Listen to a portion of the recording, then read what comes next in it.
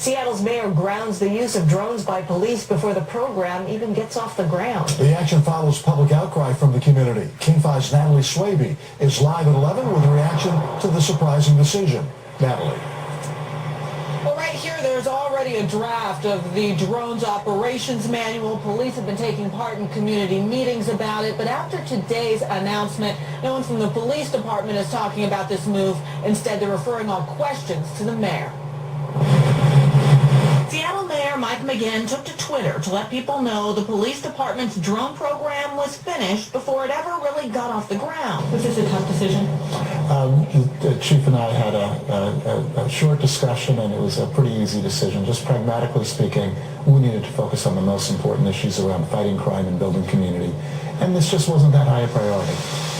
2010, using Department of Homeland Security grant funds, the police department purchased 2 unmanned, unarmed drones. Not for surveillance, but to get aerial footage of specific targets like crime scenes or disaster zones.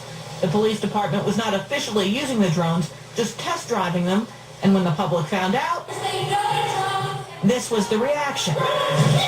The overwhelming response we heard was confusion. How are these going to be used? How might this affect my privacy? How come I haven't heard anything about this? That's why the ACLU applauds the mayor's decision. But City Council member Bruce Harrell calls it premature. So I think this is the shortcut, the easy way out, which I don't think makes a lot of sense. He chairs the Public Safety Committee and was a part of talks about the new technology. Now that the drones will be returned to the vendor, he has concerns. I asked that question to the assistant police chief. Do we get our money back? The answer was no. And I'm told the drones cost more than $82,000, but again, they are purchased with federal grant funds. Councilmember Harrell also expressed some concern about the training and time that went into this program, which has now come to an end. Live in Seattle now.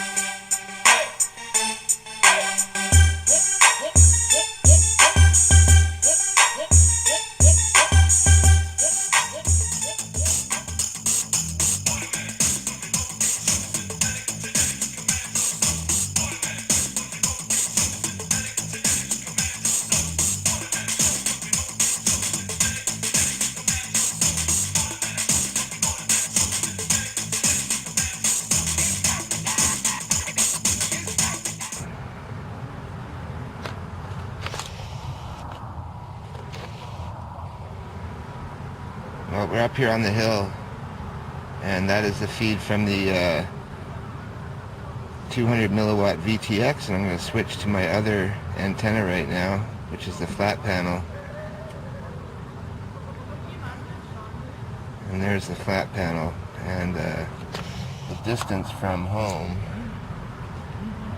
is about 200 yards, I would say, and it's over there.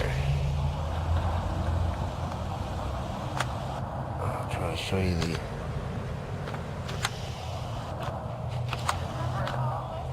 right over there.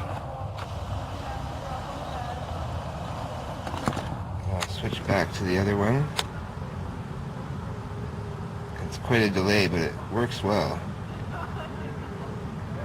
And now I'm going to unscrew one of the antennas.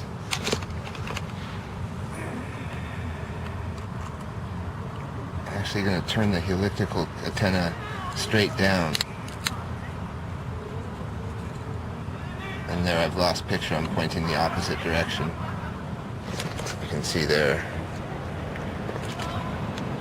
Now let's turn this around.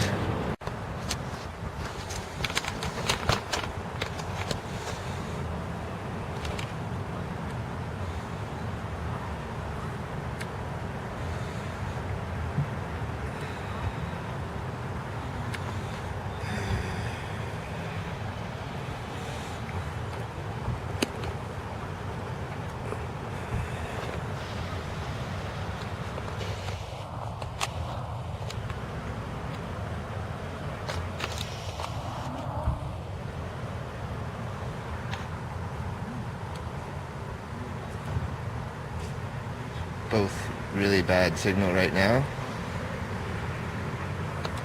Both pointing the opposite direction of the actual VTX. We'll turn it around, point it towards the VTX.